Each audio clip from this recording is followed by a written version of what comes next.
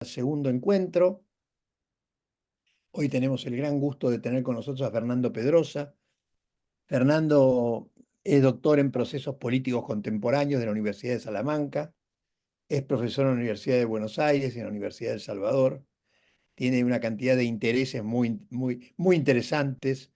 En particular está en un grupo donde es director del grupo de estudios de Asia y América Latina. Es así, Fernando, en la Facultad de Así Ciencias Sociales es. y Económicas de la UBA.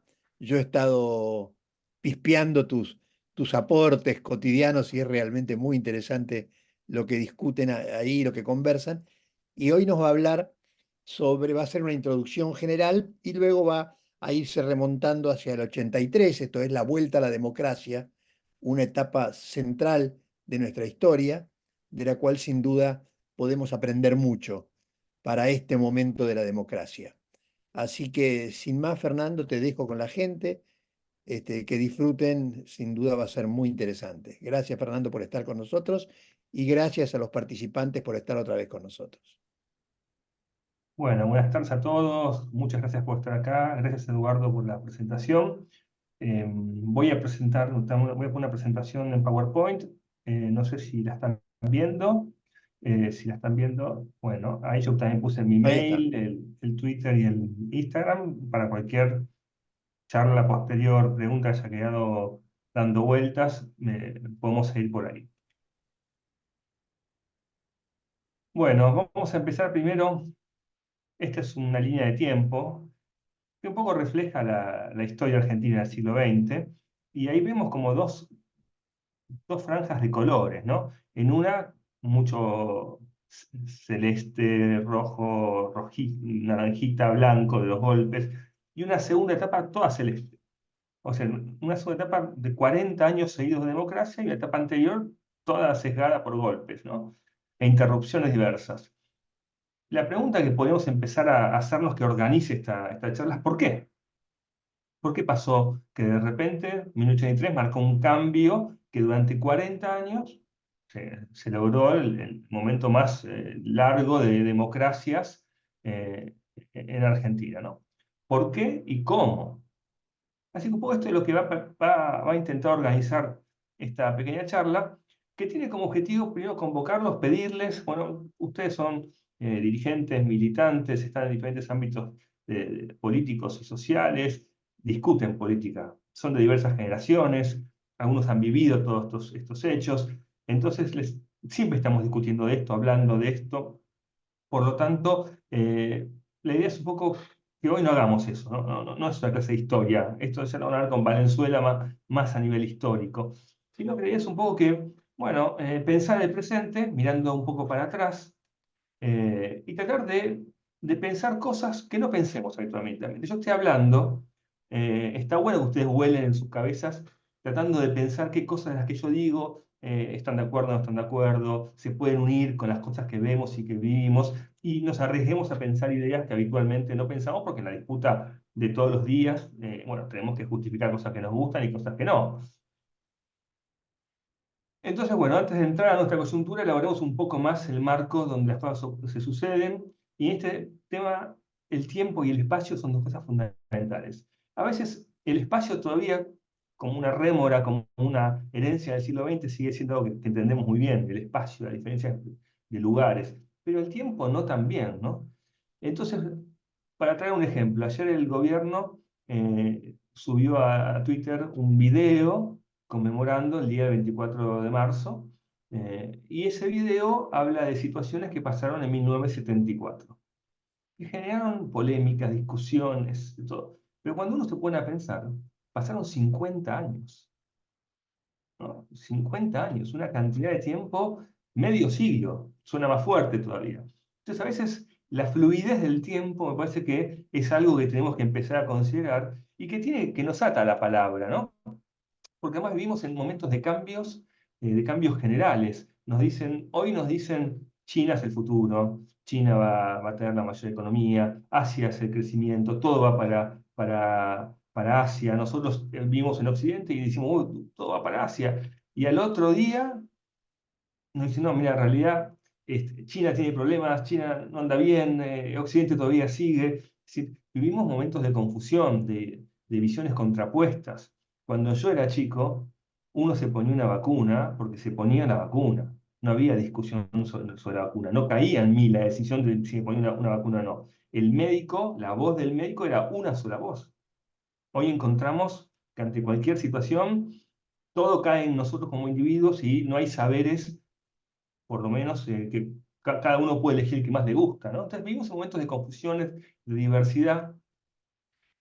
Incluso cuando queremos designar en qué lugar vivimos, en qué región vivimos, encontramos múltiples posibilidades de palabras. Eso no pasa en Asia, no pasa en Europa. En general nos pasa en América Latina, ¿no? Esta idea de que el tiempo, el espacio y la palabra son todas cosas que deberían ser menos ambiguas de alguna manera, pero que, bueno, en momentos como el que vivimos, nos llevan también a aumentar la incertidumbre, aumentar la ambigüedad de las cosas, ¿no? Bueno, y esto hoy está muy de moda hablar de la historia, porque estamos hablando un poco del tiempo, ¿no? Cuando yo también era chico, iba al colegio y me decían, para hablar de historia o para estudiarla hay que dejar pasar 50 años. Porque uno no puede hablar de la historia que vive, porque está demasiado contaminado por las cosas, ¿no? Pero claro, resulta que el tiempo se acelera ahora. O sea, yo no puedo esperar 50 años para analizar la transición, el golpe militar, el gobierno de la Rúa, el gobierno de Macri, porque cuando nos demos cuenta van a pasar 10 años del gobierno de Macri. Entonces, la velocidad del tiempo, la cantidad de sucesos que vivimos, nos obligan también a meter la historia, a mirar el pasado y a meterlo en la ecuación. Pensemos que un campesino en la época de la Revolución Francesa, 1789, siglo XVIII, a lo sumo presenció alguna batalla, un cambio de rey, la propia revolución, nada más.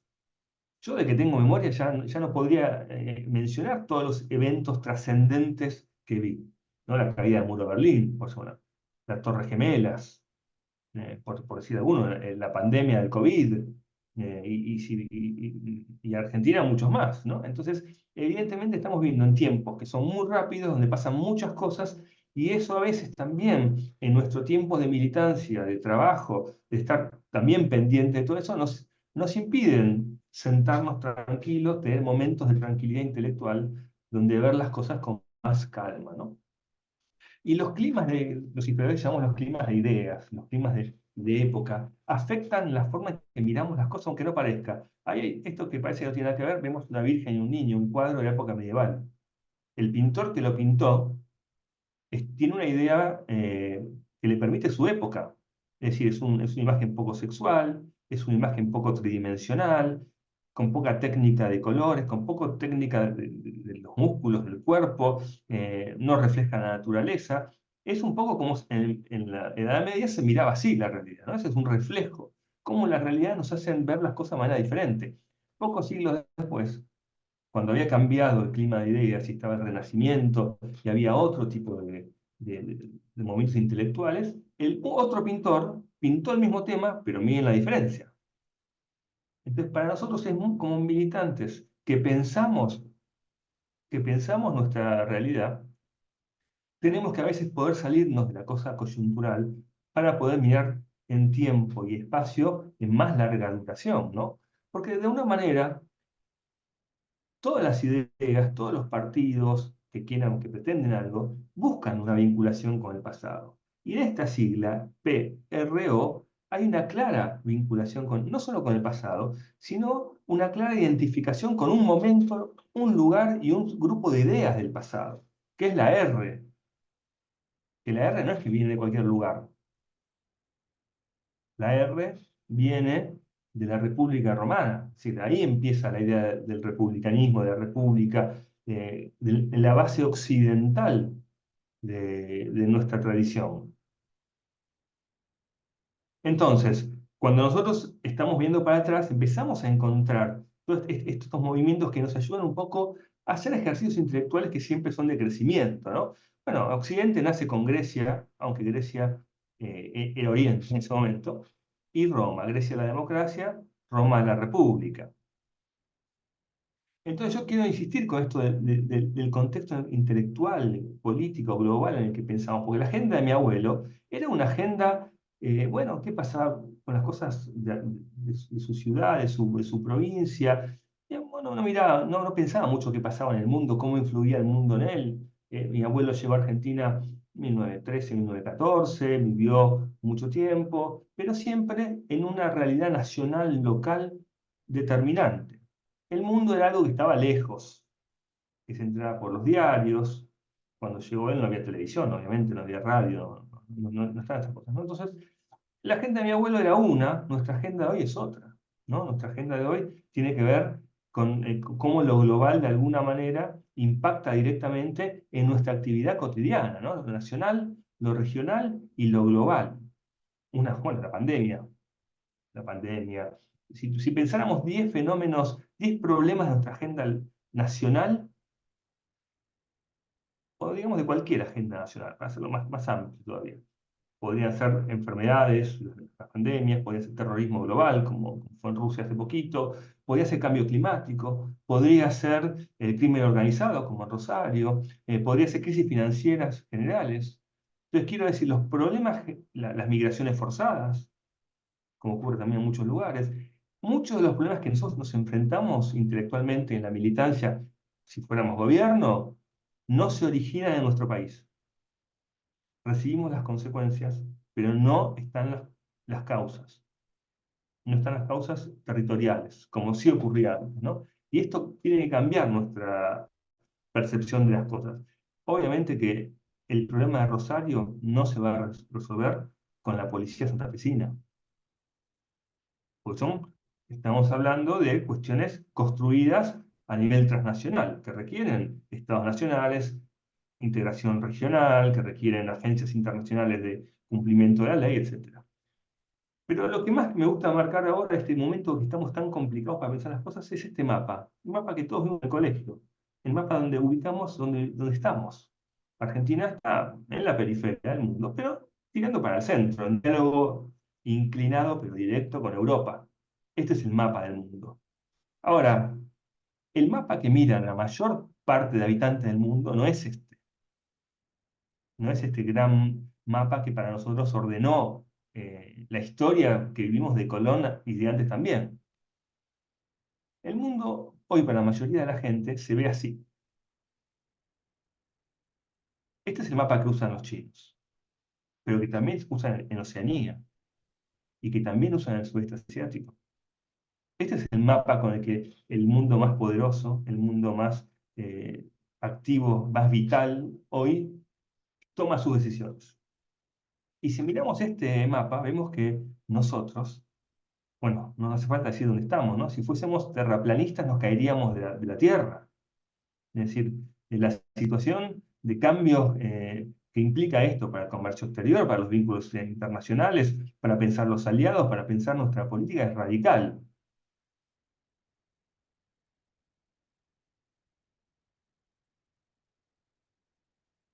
Entonces, todo esto tiene que ir llevándonos a que nosotros empecemos a pensar otras cosas, empezar a abrir una ventanita para que nuestra cabeza militante, además de los problemas, las discusiones y la gestión, todo lo que tenemos, en algún lado tenemos que poder meter toda esta información porque después tiene impacto, ¿no?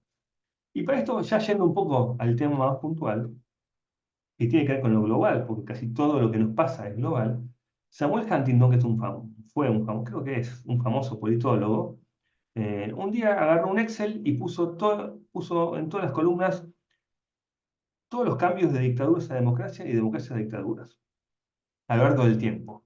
Y descubrió que el fenómeno de aumento de democracias, caída de democracias, eran globales. Que podía ocurrir que un país se democratizara si no había una ola, o que un país fuera hacia la dictadura si no había una ola, pero que en general todo tenía que ver con respuestas generales que daban las sociedades ante problemas determinados. Entonces se encontraba tres olas de democratización que llegó hasta, en nuestro caso, hasta la época de Alfonsín Menem, ¿no? Eh, es interesante pensar también que la democracia es un factor global. Y acá vemos un poco la lista de los países para ver las fechas, ¿no? Y si pensamos en ese marco, Argentina es un país que siempre estuvo metido exactamente en las olas. Cuando la primera ola de la democracia fue cuando Irigoyen era presidente. La segunda ola de la democracia es cuando Perón fue presidente. O sea que Argentina es como un caso intermedio, es un caso perfecto para graficar la teoría de Huntington. Ahora, lo que es interesante es que en el 83, cuando Argentina empieza el camino a la democracia, no es nuestro primer paso. El primer paso fue en 1973, ¿no? Hay una transición frustrada que terminó el golpe militar del 24 de marzo. Pero fíjese qué raro, Argentina quiere hacer un camino a la democracia en 1973, el mismo año que Chile, golpe de Estado, Uruguay, golpe de Estado, Brasil, dictadura, Paraguay, dictadura, Bolivia, dictadura. En ese marco, de ese contexto, Argentina pretende hacer un camino a la democracia, que salió mal. 1973, 51 años de eso, ¿no? Eh, Ahora, en 1983, Argentina encara de vuelta ese proceso y también está todo complicado, porque Brasil es dictadura, Uruguay es dictadura, Chile es dictadura, Bolivia es dictadura, Paraguay es dictadura. O sea que a destiempo Argentina, como que Argentina tiene su reloj interno que no siempre coincide con lo global. A veces sí, a veces no. Y cuando no coincide, tenemos más chance que las cosas salgan mal. Y cuando coincide, porque efectivamente el 83 Argentina entra en democracia y al poco tiempo Uruguay entra en democracia, al poco tiempo empieza, Bolivia ya estaba discutiendo eso, Ecuador, Perú, bueno, empieza a abrirse un poco más el mapa, ¿no? Entonces el tiempo y el espacio son dos factores que nosotros tenemos que darnos un poco la idea de incorporarlos a nuestros pensamientos, ¿no? Bueno, ¿y cómo estamos hoy? Sería, porque efectivamente en el 83 iniciamos un camino nosotros que hace 40 años recorremos eh, y que nos abre un montón de preguntas. Hoy el contexto del mundo es que la democracia y la libertad están en retroceso, están perdiendo espacio, ¿no? Si vemos el mapita este que está acá, vemos que si yo les digo que el continente más poblado, más poderoso, con más vitalidad económica es el asiático, bueno, vemos que la sombra violeta oscura de sin libertad es muy fuerte, ¿no? Y que América en general, pero América Latina, América del Sur en particular, bueno, todavía tiene como cierta resistencia en los valores democráticos. Y esto es algo que tenemos que tener en cuenta, ¿no? El contexto internacional no ayuda, ¿no? Y quizás, si miramos también en la libertad de prensa, que es uno de los valores principales de la democracia, vemos que es peor un poco la situación, ¿no? Que en todo el mundo, salvo los países nórdicos, que están en verdecito, que es un caso más, en todos casos la libertad de expresión, la libertad de prensa está muy complicada. Entonces, este es el contexto en el que nosotros nos movemos hoy. No es un contexto de crecimiento de democracia. De hecho, según los indicadores internacionales, Freedom House es una organización que hace todos los años un informe sobre esto. Dice que el principal problema de la democracia no es que ya no hay golpes militares en general como eran antes, sino que la calidad de la democracia en las potencias más importantes, en las que eran un ejemplo, los que eran un modelo de democracia, es ahí donde están ocurriendo los peores retrocesos, ¿no? Y yo quiero decir, por ejemplo, que Venezuela, que hoy es bueno, un modelo de dictadura, la dictadura de Maduro, que hoy mismo proscribió a otra candidata opositora más, eh, era en los 80 un modelo de democracia. Fue uno de los países más importantes cuando Argentina incluso estaba en dictadura. Venezuela era una democracia muy consolidada, ¿no? Entonces, lo que estamos viendo hoy, en los últimos 15 años, es que está cayendo la calidad de democracia en los países que antes eran modelo. Imaginémonos en el resto, ¿no?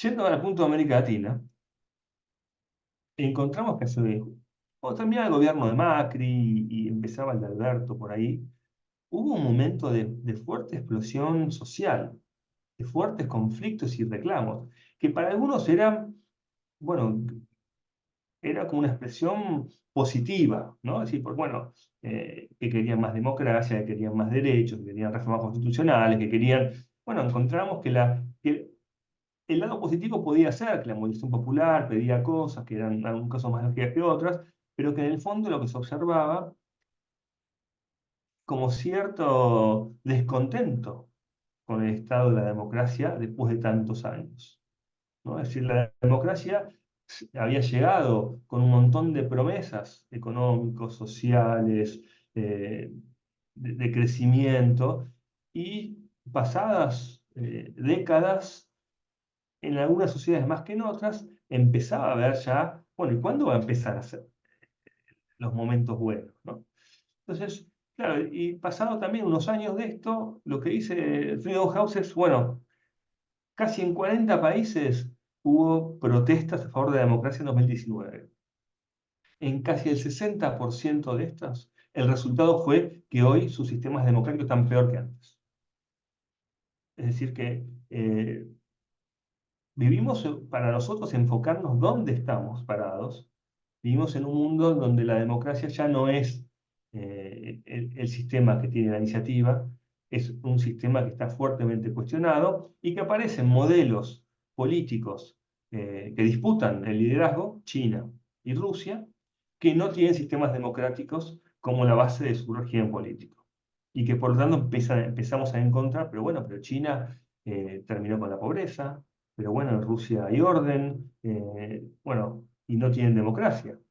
Entonces, volvemos a encontrarnos, a enfrentarnos con una discusión, con un discurso que ya tuvimos en los 60, en los 70 y casi en los 80, ¿no? Que es el tema, esta idea, que es a mi juicio equivocada, que la democracia es menos eficiente que el autoritarismo o la dictadura para resolver los problemas.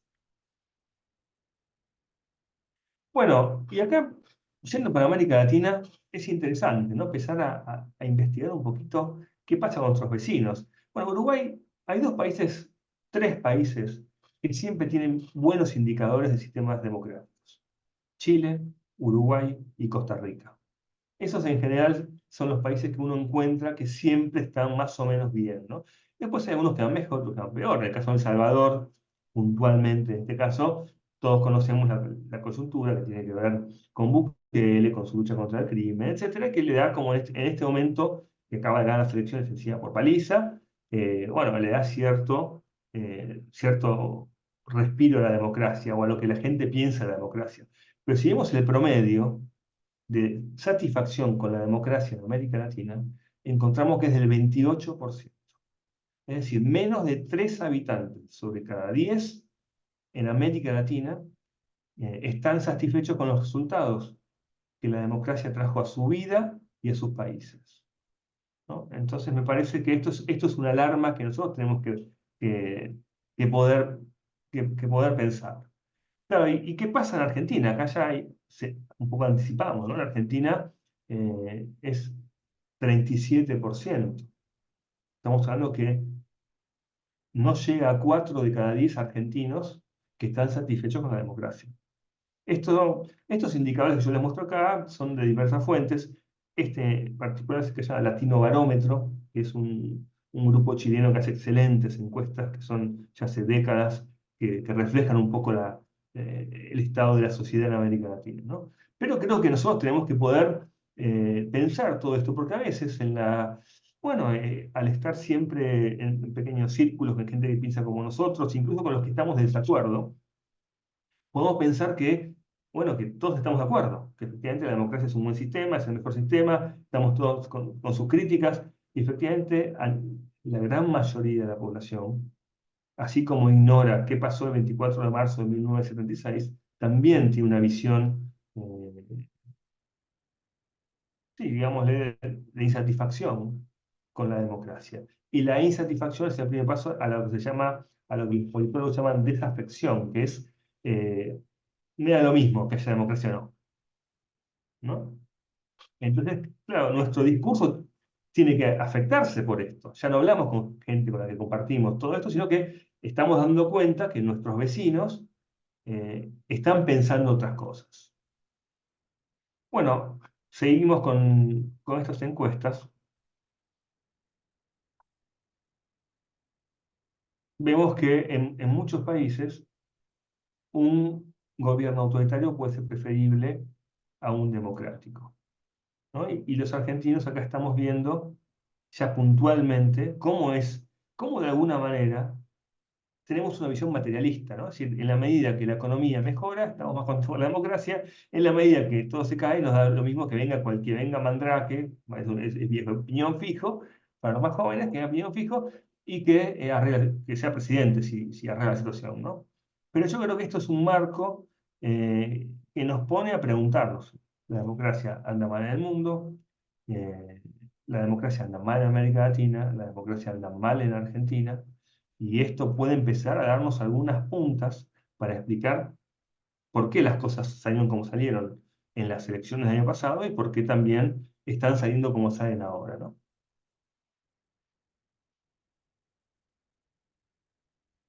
Bueno, yo les decía 15 años, 16 años que la democracia va declinando en el mundo. Y este libro que está acá a la izquierda, Cómo mueren las democracias, de Steven Levitsky y Daniel Ziblatt, es un libro que tuvo su auge hace unos añitos. No es un libro de especialistas, es un libro de reflexión intelectual, que lo pueden leer también, está en internet, seguramente hay muchas páginas para bajárselo, y que plantea esta idea de que las democracias ya no mueren como morían en el siglo XX. ¿Cómo morían en el siglo XX? El ejército tomaba el poder, echaba un gobierno democrático, instauraba una dictadura. En el día de hoy son muy pocas las dictaduras militares que existen sobre la Tierra, muy pocas. Hoy la muerte de las democracias es desde adentro del sistema democrático. Casi todos los retrocesos democráticos que observamos son de personas que llegaron por la vía democrática, que llegaron con reglas democráticas, pero en la medida que fueron tomando el poder, las fueron cambiando, las fueron llevando hacia lo que hoy se conoce como autocracias, como democracias defectuosas, donde hizo un intercambio social. Yo mejoro algunas cosas y vos a cambio me das el poder y no me controlas. Eh, y obviamente esto con el correr del tiempo también termina siendo que lo que te doy es cada vez menos, ¿no? Porque bueno, ya sabemos que sin control el poder termina generando conflictos también para las sociedades que lo apoyaron, ¿no? Entonces volvemos a este dibujo que hicimos al principio y decimos, bueno, en Argentina la democracia está desde 1883 y nunca fue alterada. Sí, es Semana Santa, bueno, hubo algunos problemitas, pero digamos que si uno lo mira en un brochazo largo y lo compara con el pre-1983, bueno, la democracia argentina se mostró fuerte, se mostró consolidada, se mostró en general apoyada por sus ciudadanos. Ahora, ¿esto por qué ocurrió? Porque estamos viendo por otro lado que los ciudadanos ya no la apoyan como antes y que los resultados son patéticos. El único país, junto con Venezuela, que hoy está peor que hace 40 años en cualquier indicador que se lo tome, es Argentina. Indicador, salvo en lo futbolístico, sociales, pobreza, inflación, PBI, educación, violencia, crimen organizado. El que ustedes quieran elegir, Argentina está peor hace 40 años peor.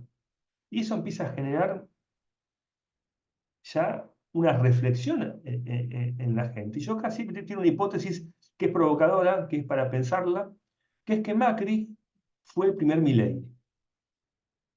¿Qué quiere decir esto? Que la sociedad, cuando votó a Mauricio Macri en 2015, lo hizo como una advertencia también. Mira, voy a poner a uno que no es como todo el resto, no es estos políticos radicales, peronistas, que no tienen un curso honorum.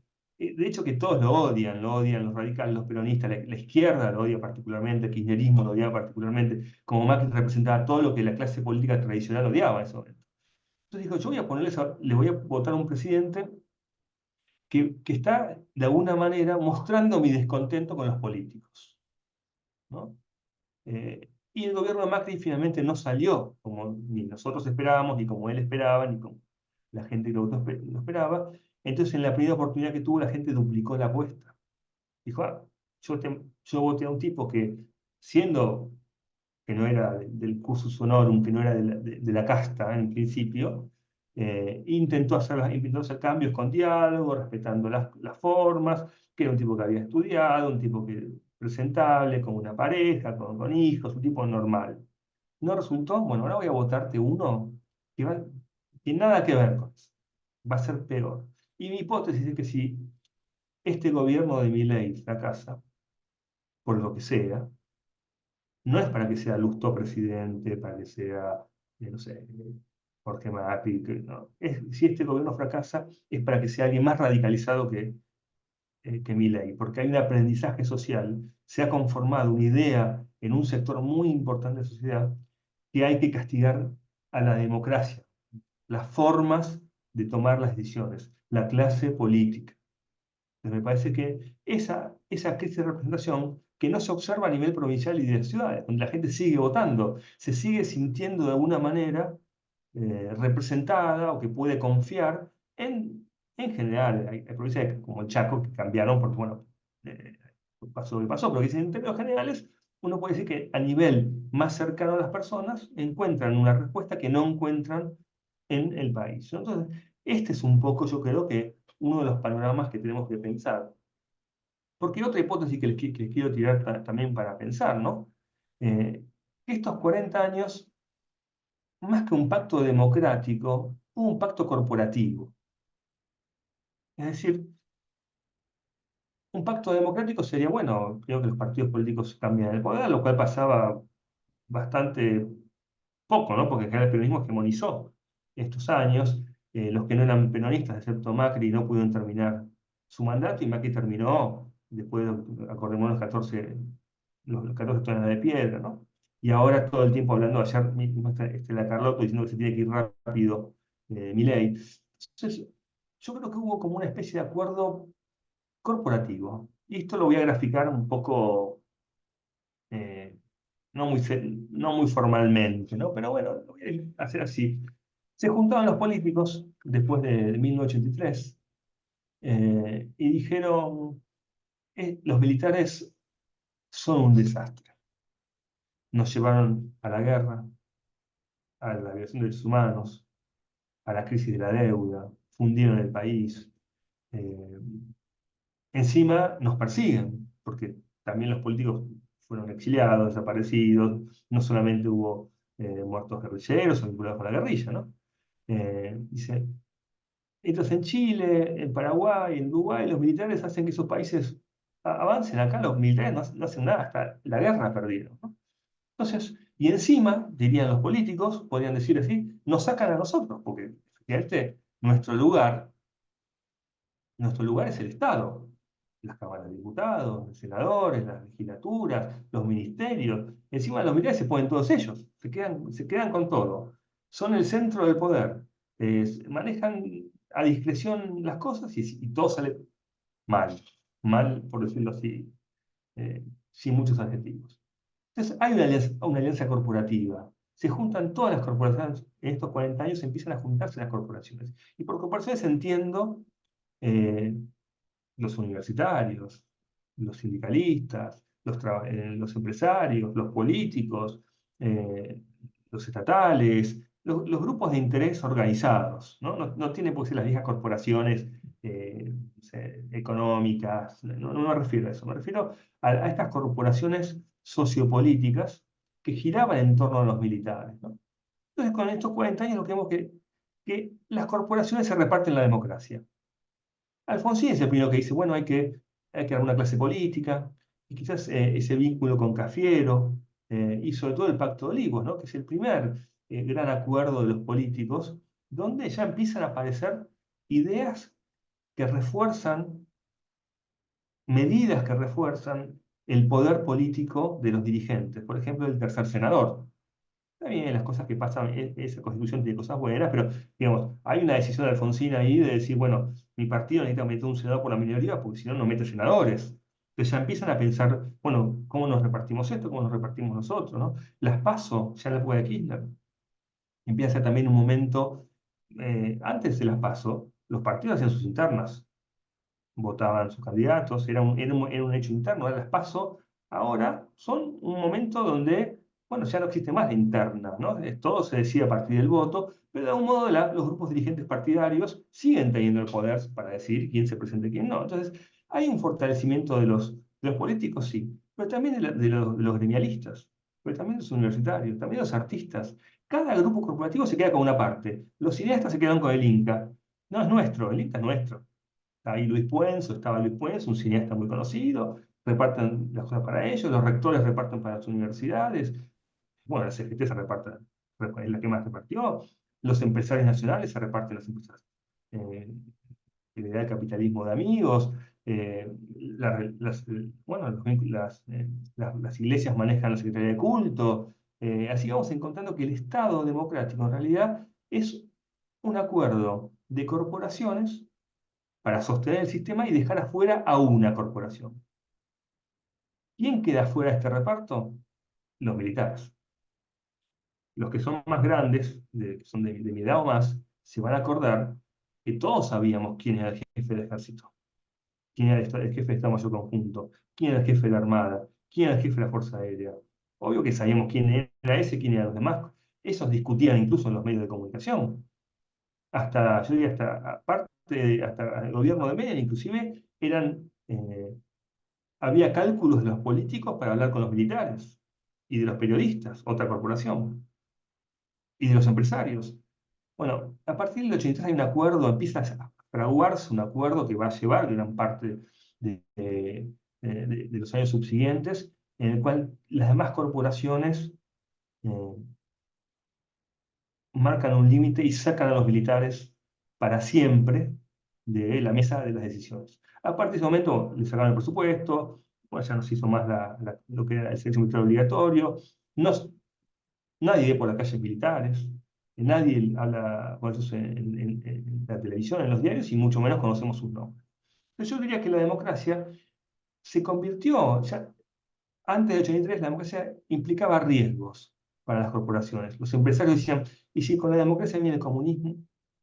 Y los obreros decían, bueno, pero si ganan los que no son los peronistas, bueno, hay que ver que si nos conviene, nos conviene. La democracia era un riesgo para todos.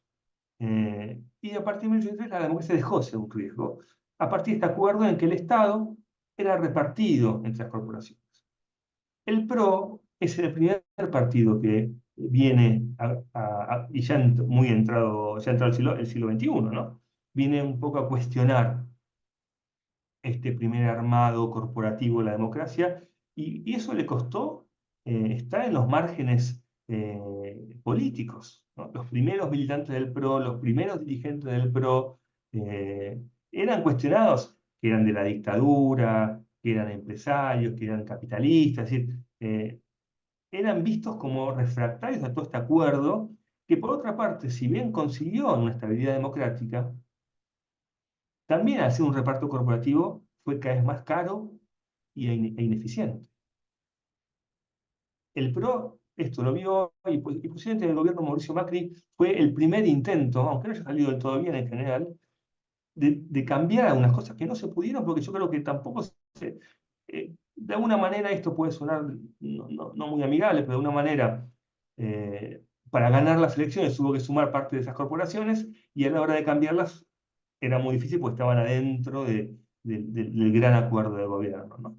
Entonces, de alguna manera, otro hecho que también pasó y que también está muy mal visto hoy en día por la sociedad, es que este reparto de Estado también tuvo que ver con una estatización de la militancia política, que no era así, ¿no? Yo fui militante hace muchos años, en los 80, eh, eran reuniones políticas de mucha gente, y solamente el 10% tenía un contrato a un cargo del Estado, ¿no? Era toda gente de la sociedad civil, era toda gente del mundo privado. En los 90 eso cambió, se redujo mucho la actividad política y se profesionalizó, ¿no? En general está vinculada a trabajos en el CGP, en legislaturas, en gobernaciones, en intendencias. Ese es otro hecho también, que el Estado empezó a avanzar sobre la sociedad civil y a avanzar sobre la política. Y en la Argentina existe esta idea, desde el 83 sobre todo, de que el Estado es bueno. Es decir, si ustedes se van a fijar las teorías políticas, en todas, de derecha a de izquierda, el marxismo, el socialismo, la socialdemocracia, el anarquismo, los libertarios, el liberalismo clásico, lo que pensaba Max Weber y lo que pensaba Foucault, todo esto pensaban que el Estado era un problema. Ninguno te decía, el Estado es hermoso, nos encanta el Estado, gordito, metiéndose en todos lados.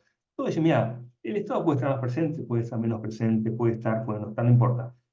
Teóricamente, el Estado es un problema porque la suma del poder que maneja va a hacer que sienta tentación de volcarlo y de dominar a la sociedad. El PRO, que es un partido que nace de la sociedad, justamente cuestionaba esto. Decía, no, la sociedad necesita tener vitalidad propia, necesita estar fuera de las garras del Estado, aunque el Estado es un Estado eficiente. No tiene nada que ver eso, una cosa con la otra. Hace falta estados eficientes.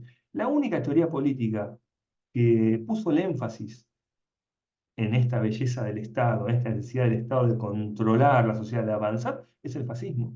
No hubo otra. Hasta el marxismo te dice que el objetivo es eliminar al Estado al final de todo, ¿no? Entonces, me parece que ahí también eh, nos encontramos con una sociedad que este pacto, que la retórica, que el relato que acompañó este pacto corporativo que construyó la democracia, es una retórica estatalista, es una retórica que ideológicamente está en los 60 y en los 70, en un mundo que ya no está, en un mundo que ya no existe.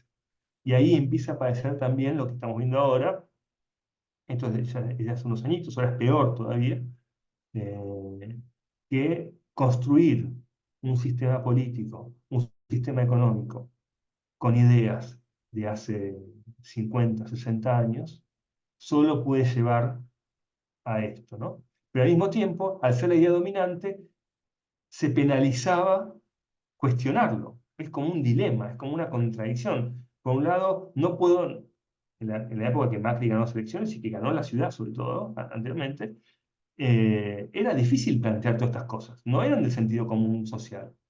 El sentido común social era todo lo contrario, ¿no? Es decir, eh, más control, más represión, en el sentido de más control de precios, de empresas, de los privados, de estudio, de lo que sea, ¿no? Entonces me parece que estos 40 años de democracia, un poco cuando los miramos para atrás, encontramos que tienen problemas de construcción en su base, en la construcción de sus ideas generales, ¿no? Es como un auto, ¿no? Cuando yo tengo un auto y el auto no anda más, y el auto no arranca, ¿qué hago? Voy a mirar el motor, porque lo que no anda es el motor. ¿Qué hemos hecho en Argentina durante todo este tiempo? Cuando el auto no arranca, cambiamos el tapizado, le ponemos unos parlantes que tengan más música, lo pintamos el auto, pero el problema no tiene que ver con todas esas cosas, tiene que ver con el motor. Y yo creo que uno de los problemas que tenemos es que nuestra democracia tiene problemas en el motor. Lamentablemente, claro, todo esto empezó a saltar porque, porque ganó Milei en las elecciones. Tuvo que pasar como un terremoto para que todas estas cosas podamos expresarlas, decirlas y que se escenifiquen de alguna manera, ¿no? Acá eh, sigo mostrando un poco los números, ¿no? Argentina líder en la tasa de crecimiento negativo del PBI. Argentina poca satisfacción económica. Los salarios mínimos en Latinoamérica en 2024. Argentina apenas arriba de Venezuela. Argentina, el país con más años de recesión, ¿no? Entonces, cuando yo digo, todo esto que estamos mirando, ¿es producto de que hubo un político malo? ¿Es producto de que hubo un Congreso malo? No, no, evidentemente me parece que lo que tenemos que empezar a pensar es que estructuralmente la forma de construimos nuestro régimen político democrático debe tener alguna falla. Las formas en que pensamos socialmente cómo deben ser las cosas deben tener fallas estructurales, porque si no, todos los países han tenido a un mal presidente, a un mal político, algunos han tenido varios, y tampoco han tenido estos resultados, ¿no? Entonces, ¿por qué los argentinos tienen una visión crítica de la democracia? Porque además de que el sistema democrático dio malos resultados, porque además que hay un problema que no estamos dándole la suficiente atención, también le dijimos que con la democracia se come, se cura y se educa, ¿no? Entonces, sí creo que por Alfonsín no le echa la culpa de eso, porque bueno, en ese momento había que decir eso para generar cierta expectativa, pero quiero tomar esta idea de que las promesas incumplidas de la democracia empiezan a pasar facturas cada vez más importantes. Claro, y cuando, un poco haciendo una expresión media desde la psicología, ¿no?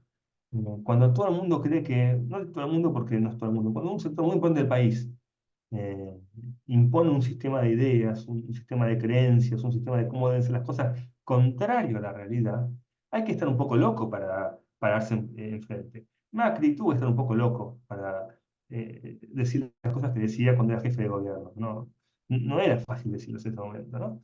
Y que evidentemente para estar un poco afuera del sentido común social, que hablábamos del Estado, de la corporación, de la lucha corporativa, hay que estar un poco loco, posiblemente era imposible mirarlo desde cierta normalidad y bueno, efectivamente la sociedad es la que todos los días se enfrenta a una realidad que no es ideológica, que no tiene que ver con la sociología, ni con los conceptos, ni con las formas en que el Estado toma, sino con la realidad de la violencia, de los precios, de los salarios, de la educación, fue la que marcó, eh, nos puso frente a un momento que yo diría que es un momento muy difícil de pensar lo que está pasando hoy. Porque de alguna manera eh, es un momento que se están produciendo dos cambios grandes a la vez. Se está produciendo el cambio material. Sí, bueno, él tiene una política Milei económica que no responde a los patrones de los últimos 40 años de la democracia. Excepto, vamos a suponer, el gobierno de Menem, pero que tiene un montón también de cosas para discutir acerca de qué pasó en las provincias y con... De hecho, bueno, duró un poco y después no se pudo estabilizar, no pudo durar, digamos, ¿no? Más allá de Menem.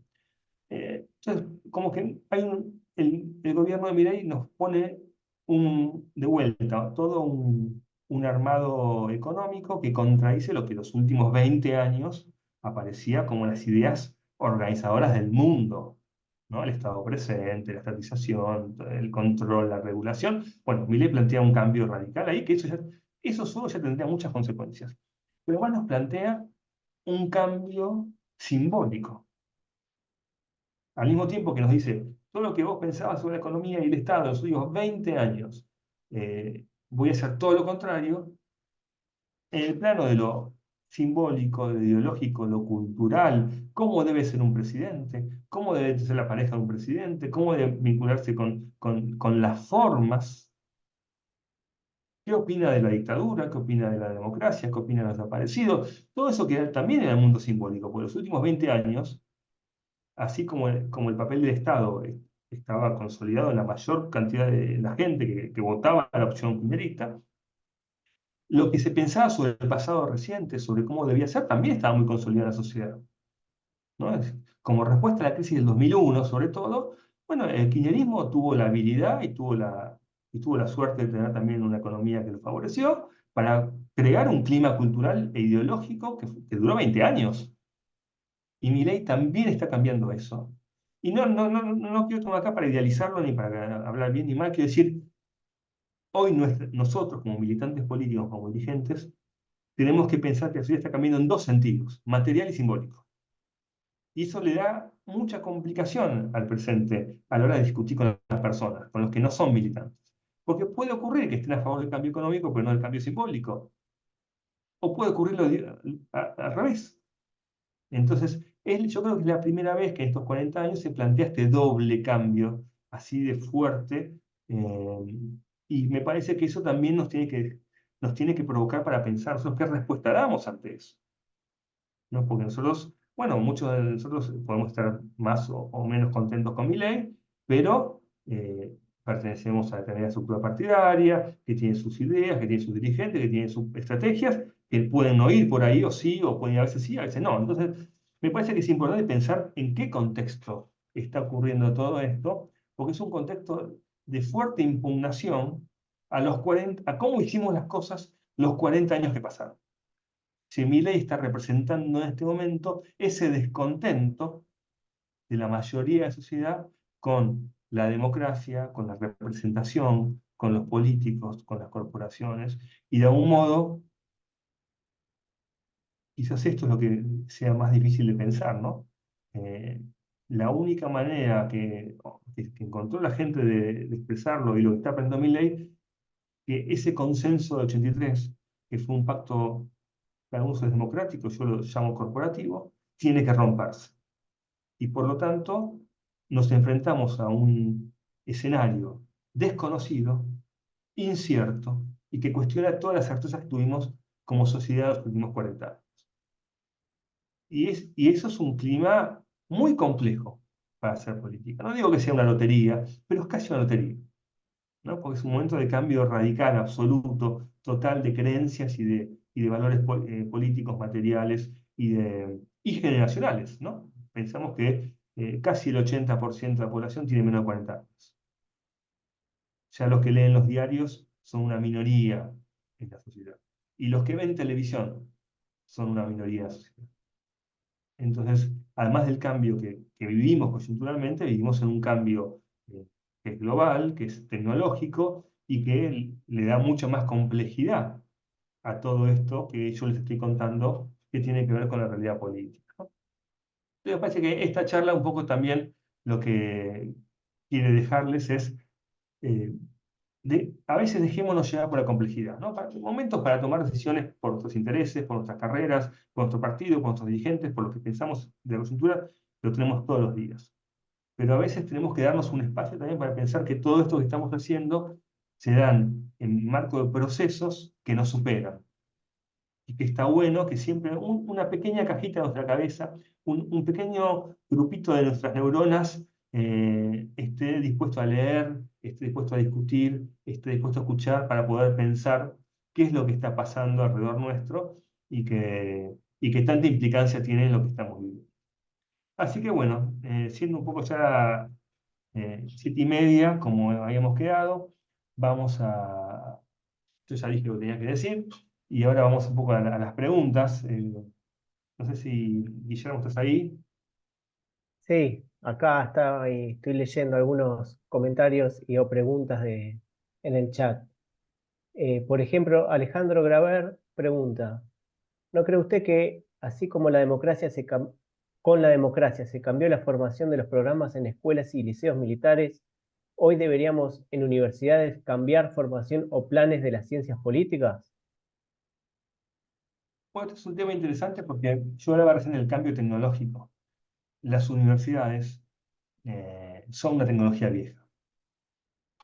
Es decir, la gente joven y las cosas que estudian y que quieren aprender, ya no solo muchas de ellas no se enseñan en las universidades, sino que hay otros espacios donde se construye conocimiento. Por ejemplo, las empresas, por ejemplo, los sindicatos. Eh, la universidad es un espacio que tiene que ver con siglo XX, siglo XIX, porque pensemos que si yo voy a estudiar ingeniería, por decir algo, biotecnología, cualquier cosa, ciencia política también, y estoy 5 o 6 años, cuando sale ya cambió todo, yo no puedo prever, se prevé que las tecnologías van a cambiar 2 o 3 veces en la próxima década. Cambios importantes con la realidad virtual, con la inteligencia artificial. eh, entonces, sí, efectivamente, pensar en el presente se vuelve, poner eje en el presente y olvidar el futuro se vuelve conservador. Quizás en el siglo XX, poner el eje en el pasado por sobre el presente era conservador. Hoy, pensar el presente es conservador, porque la certeza que sí tenemos es que este presente va a cambiar. Va a cambiar muy rápido, está cambiando muy rápido. Entonces, efectivamente, los planes de estudio y todo lo que es la burocracia pública y de las universidades, ¿no? Cambiar un plan de estudio en una universidad, en una ciudad, es más difícil que cambiar la Constitución Nacional. Entonces, estos son desafíos que hay que pensar, ¿no? ¿Cómo generamos instancias de formación para que los chicos que van a pasar entre la primaria, secundaria y la universidad, eh, decenas de años estudiando, no sean tecnologías antiguas, ¿no? Quizás esto también no lo mostré entre las cifras que había, pero nosotros tenemos un problema que tenemos desocupación, obviamente, pero también tenemos demandas laborales que no pueden ser satisfechas porque no hay capacitación suficiente. O sea que hay un problema que ya no tiene que ver con la modernidad o no modernidad de lo que estudiamos. Hay un problema con la cuestión de la alfabetización básica, ¿no? Que tiene que leer y escribir. Entonces, me parece que ahí sí necesitamos dirigentes que piensen esto de una manera que rompa con la inercia de cómo pensamos siempre, ¿no? Hay que cambiar los planes de estudio y, ¿no? y cambiar la sociedad, ¿no? Y si alguno de ustedes trabaja dando clases, yo lo hago, los chicos ya no usan apuntes de papel, estudian con el teléfono, estudian con la computadora, estudian con los podcasts, estudian con YouTube. Entonces, me parece que ahí necesitamos un poco hacer un ejercicio de pensar eh, con el futuro como si fuese presente. Bien, Fernando, otra pregunta. Ahora se llenó de preguntas, pero vamos con los que primero cumplieron la consigna y las que parecen más interesantes también. Por ejemplo, si el sistema democrático no funciona, ¿para dónde estamos yendo? ¿Ser como China y Rusia? ¿Qué idea hay conformada de no caer desde los votos a una autocracia o populismo? Bueno, esa es una buena pregunta que es un poco, quizás mi intención fue, eh, yo no quiero dejarles respuestas, porque tampoco las tengo. Sí, me parece ampliarle el rango de preguntas. Me parece que tenemos que preguntarnos nosotros eso, ¿no? Porque bueno, en Argentina yo les dije que vamos un poco a contramano y a mano del mundo, depende de cada momento. Pero hemos visto en el esquema que las democracias están atacadas muy cerca. Bolivia tiene un problema con la democracia. Paraguay no es una democracia como la conocemos nosotros. Bueno, Venezuela, Cuba, Nicaragua, eh, en otros momentos, Venezuela sobre todo países democráticos. Brasil tiene problemas con su democracia. Entonces, efectivamente, yo diría que estamos ante un futuro político incierto. Estamos ante un futuro global incierto. La incertidumbre es el peor de las situaciones, porque si yo estoy, por ejemplo, en la Guerra Fría, bueno, en la Guerra Fría no había incertidumbre, estaban los rusos y los yanquis. Algunos estaban con los rusos, otros con los yanquis. Había muy poquito en el medio. Los rusos iban para donde iban, los yanquis para donde iban. Eh, entonces, ahí no hay incertidumbre, ahí había certeza. Incluso entre ellos se arreglaban, entre ellos tenían el teléfono rojo, alguna que otra vez hubo un problema, pero en general tenían reglas. No vamos a tirar bombas atómicas, no vamos a pelear en Europa, vamos a hablar entre nosotros ante cualquier problema y si nos tenemos que pelear, nos peleamos con interpósitos países. La guerra de Vietnam, la guerra de Corea, la guerra de Afganistán, incluso hasta eh, la, la guerra de Malvinas, porque se puede leer ahí. Entonces, me parece que hoy no hay esas certezas. Hoy estamos, y cuando no hay certezas en el mundo, lo que se impone es la violencia. Entonces, lo que nos espera en el mundo, lo que estamos viendo ya en los últimos tiempos y que se va a profundizar, es violencia porque no hay reglas de juego. En los 90, en los 80, si en un país había un golpe militar, intervenía la ONU. Porque la democracia era el consenso. Si después de la tercera ola de las democracias, la democracia era la regla. Entonces todos más o menos sabían lo que había que hacer. De hecho, hasta el día de hoy todos son democráticos, ¿no? Saddam Hussein se decía democrático, Putin dice que ganó las elecciones, Maduro va a decir que ganó las elecciones, todos ganan las elecciones. Eso no es democracia, ¿no? Pero de un modo habla del triunfo de la democracia. La ONU, con todas las críticas que tenía, bueno, fue la forma de gobierno internacional que supimos construir después de la Segunda Guerra Mundial para evitar que haya una tercera guerra mundial. De alguna manera eso se logró, pero todo cambió ahora, ¿no? Efectivamente, hay otros países que son poderosos, hay otros intereses, y hoy no tenemos reglas de juego. Hoy es un momento del mundo, de la región, donde no hay reglas de juego. Que si Putin se despierta la mañana quiere invadir Ucrania, invade Ucrania. Y si cuatro locos quieren entrar a un teatro ruso y darle con ametralladores a la gente que está ahí, lo hacen. Y si quiere, bueno, es un momento donde no hay un poder internacional que pueda intervenir. En ningún lado. Lo vemos en Medio Oriente, lo vemos en Ucrania, lo vemos en Taiwán. Hoy el mundo arregla sus problemas por la ley del más fuerte. Entonces, eso tiene repercusiones en la forma en que se arreglan los problemas a nivel interno. Entonces, tenemos que prepararnos como políticos para saber que nuestra tarea, nuestra acción se va a desarrollar en un marco de incertidumbre, en un marco de innovaciones, en un marco donde no hay reglas en ningún caso y donde todo es nuevo para nosotros. Mi ley es nuevo, la libertad avanza es nuevo. Las cosas que dicen, cómo hablan, cómo se expresan, lo que estudiaron, lo que opinan sobre el pasado, lo que opinan sobre el sexo, lo que opinan sobre la religión, todo es nuevo para nosotros, los que somos más grandes, llamémosle, ¿no? Que hemos visto otra política, otro mundo, otra América Latina. Entonces, me parece que un error sería pensar que eso va a volver a ser así. Eso no va a volver a ser así nunca. Lo que cambió, cambió. Estamos en un proceso de transición hacia algo que no sabemos cómo va a ser. A nivel global no sabemos quién va a dominar el mundo. Va a ser los chinos con los rusos, van a ser los yanquis, va a haber una bomba atómica, va a haber un conflicto nuclear. No sabemos qué va a pasar. Estamos en una transición. Entonces, para la política, la transición es algo, la incertidumbre es algo difícil. Para ustedes es algo difícil. ¿Y qué hago? Voy con los radicales, voy con la libertad avanza, sigo haciendo lo que hacía antes, ¿cómo me muevo? ¿No? Y creo que en este punto aquel que pueda, obviamente, tener el mejor diagnóstico va a ser el que mejor le vaya, aquel que pueda soltarse más de las cadenas del pasado también le va a ir mejor. Y bueno, y yo creo que este es un tema sobre que solo le puedo dejar dudas y preguntas y recordarles que el año que viene eh, van a cumplirse 10 años del triunfo de Macri, una década. Nosotros que hablamos del gobierno Macri como si fuese antes de ayer, o si hablamos del golpe de Estado como si fuese antes de ayer, pasaron 50 años. Entonces, el tiempo pasa, las cosas cambian y la gente cambia. Y necesitamos poder adecuarnos a esa sociedad en la que vivimos, que es la que nos tocó. Bien, Fernando. Otra pregunta, por ejemplo, ¿cuál sería la alternativa que deberían cambiar las sociedades presentes para abordar democracias más eficaces?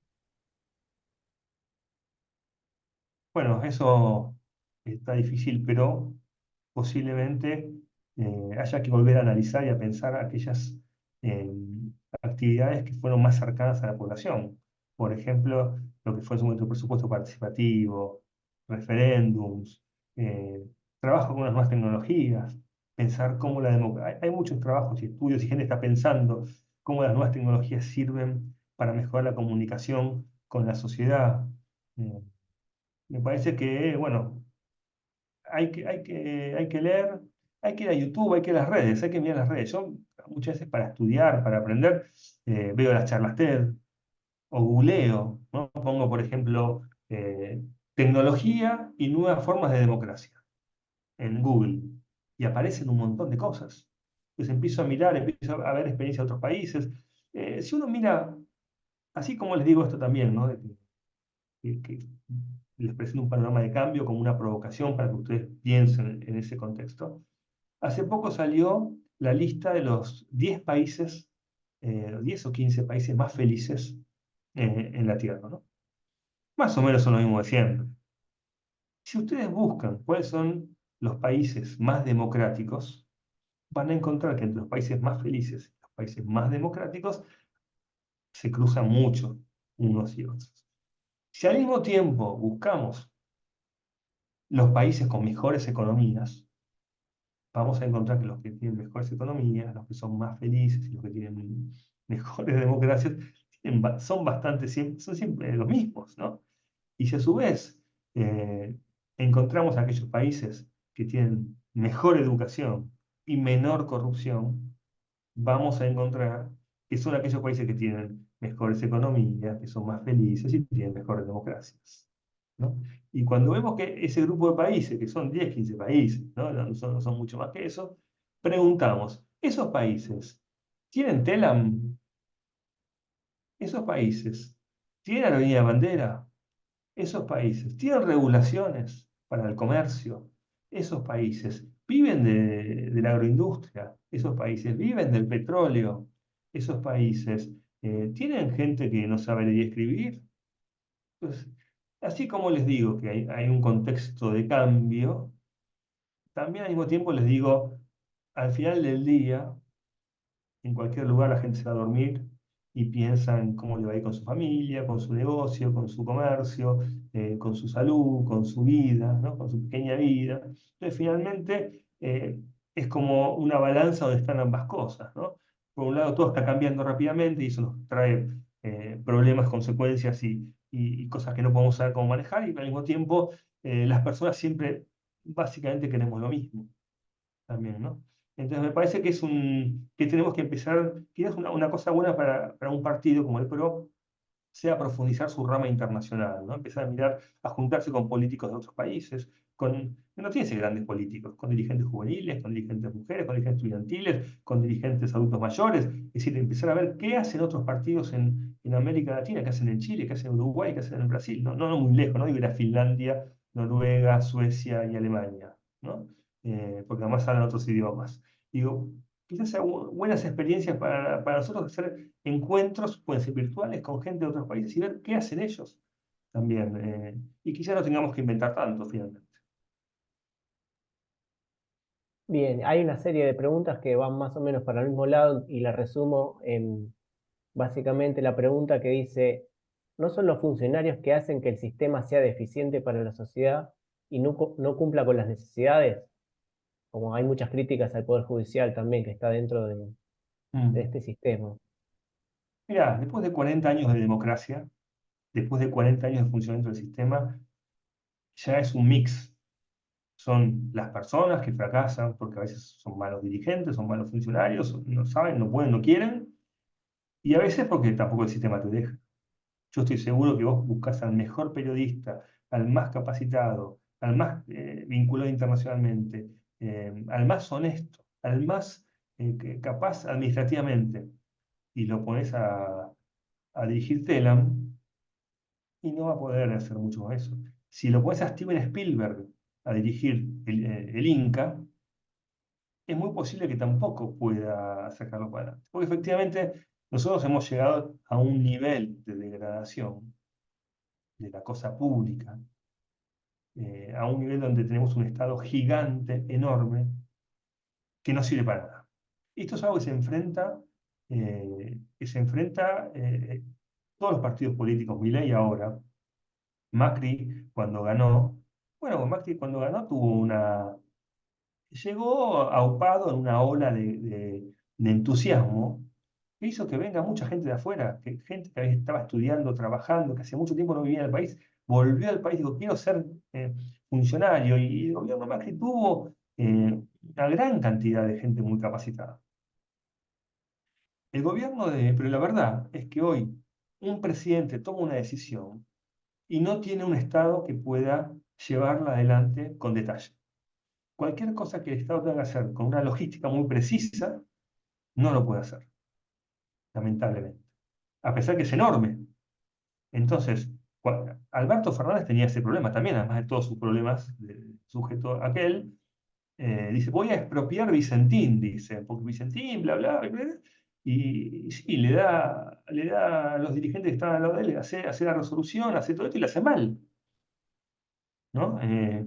Está la corrupción, está la locura, todo lo que quieran, pero también hay un Estado que hoy no puede garantizar llevar a la práctica las decisiones políticas. Los argentinos somos una sociedad muy extraña. Nos matamos por las leyes. La ley del aborto. Nos matamos por la ley del aborto. La ley del alquiler. Nos matamos por la ley del alquiler. Y después no cumplimos ninguna ley. Y una vez que se terminó de votar ya no nos importa. ¿Qué pasa con el aborto, con el no aborto? Ya no nos importa más nada. Que pase la siguiente ley. Y cada vez que viene un funcionario y me dice, hay que cambiar las leyes, le digo, no, no hay que cambiar ninguna ley más. Porque en este país el problema no está con las leyes. El problema está con una sociedad, con un sistema que va por encima de las leyes, que no las cumple. Y un Estado que no tiene capacidad. Y esto se ve muy, muy bien en el caso de Kicillof. Creo que es un caso de estudio, el caso de Kicillof. Porque es un tipo que ni siquiera tiene la preocupación. Es decir, ¿cómo resolvió él? Dijo, yo voy a hacer un gabinete político que se va a dedicar a la política, el Cuervo de la Roque, qué sé yo, gente que no tiene ninguna capacidad para nada, y que gestione la planta. Gestione la planta, ¿no? Y bueno, la planta tiene sus límites, porque además es una planta que ha sido regada, creada a partir de la militancia política de los partidos que han gobernado la provincia.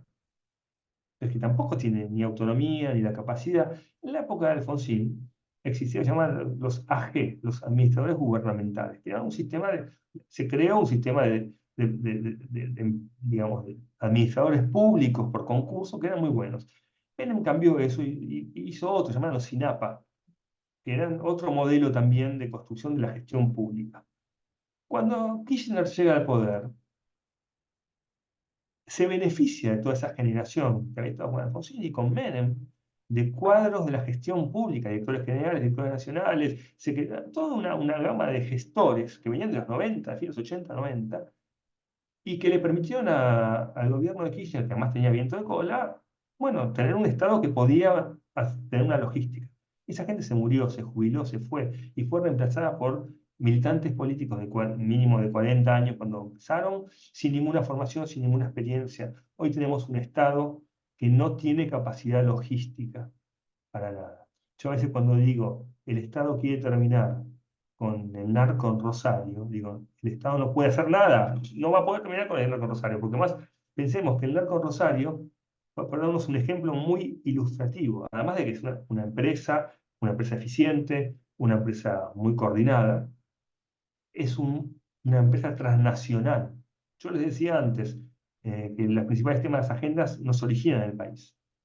Entonces, una empresa transnacional tiene que ver con lavan el dinero en Rusia o en otro país de América Central, compran ahí las armas en el mercado negro, se vinculan con los carteles de México y de Brasil, mandan partes para hacer las drogas a otro lugar, las venden. Es decir, hay y pasa con las empresas legales y con las ilegales que tienen una estructuración transnacional eficiente que el Estado no tiene. Este es un problema que tenemos que pensarnos también. Si fuéramos presidente nosotros y digo, tenemos que vacunar a todos con tal cosa, o tenemos que enseñar tal otra, ¿cómo hacemos? Damos la orden y se hace. Somos Harry Potter, digo, hago con la varita y se cumple. Hay un problema de estos 40 años que tiene que ver con la calidad de gestión del Estado, que no se arregla con 500 dirigentes por más brillante que sean. Tenemos un problema. Y esos problemas van cambiando. Es decir, cuando Macri era jefe de gobierno, dijo no se inunda más, no se inunda más. Ahora cambiaron los regímenes de lluvia y se empieza a inundar de vuelta, porque las cosas cambian rápido también. Entonces, y tenemos un Estado que no cambia. Entonces, yo creo que hay un problema para reflexionar.